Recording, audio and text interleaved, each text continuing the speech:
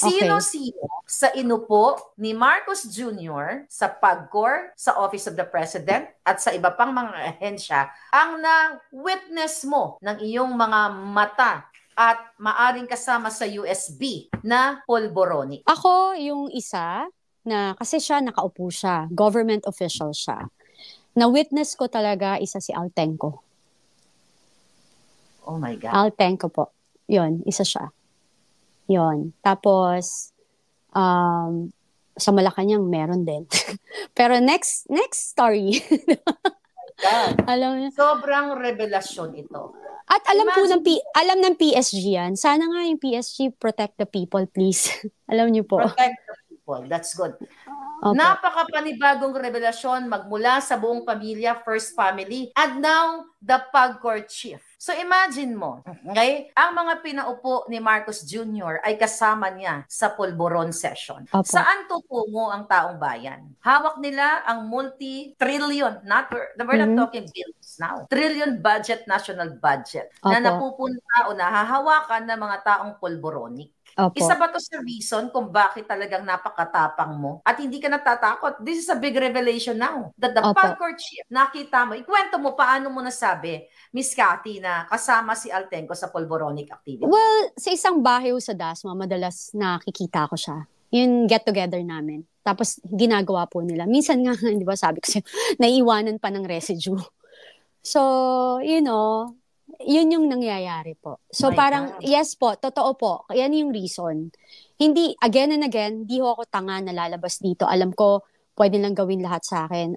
Wala ho akong pakialam kasi I'm speaking my truth and I'm an eyewitness again and again.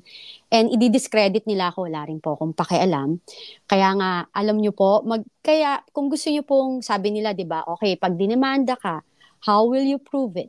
Eh di, right ko rin pong mag-call na the only way for me to prove it is for them to undergo hair follicle test, di ba? That's the only way that I can prove them. And release the USP, ha? Exactly. And release the USP. Iba ka, Yeah. no? Iba din yung ano mo, iba din yung way of thinking mo, ano? Yung your strategy before coming out. And we appreciate you, Miss Cathy. Sobrang Thank tapang you. mo. Diba Thank yung you. sabi ko nga yung ganyang alindog na hindi mo akalain na sobrang tapang yung revelasyon. Pwede naman tayong magpa-cute-cute na lang or enjoy life, di ba?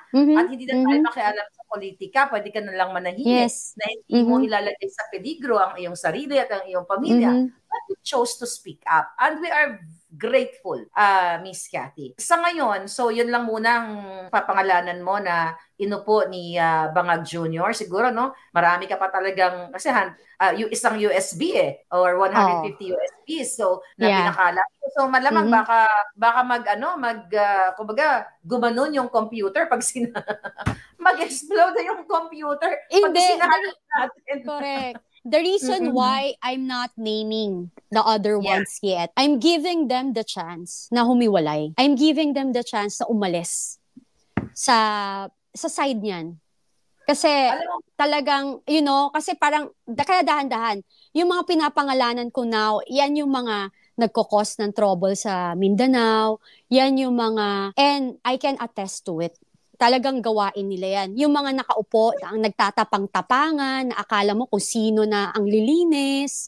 So, kaya ako pinapangalanan. Kasi tinitingnan ko anong ginagawa na. Siyempre, binibigyan mo pa rin ng chance. So, ngayon, yung mga iba pa, na alam nila kung sino sila, kung ako sa inyo, tumiwalag kayo.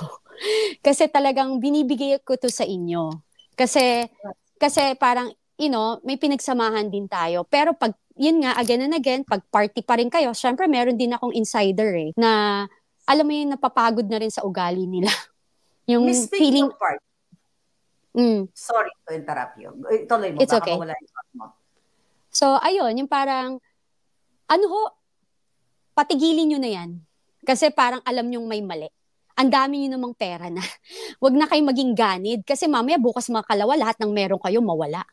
Alam mo yun, negosyo nyo, pamilya nyo, magkasakit, kayo magkasakit.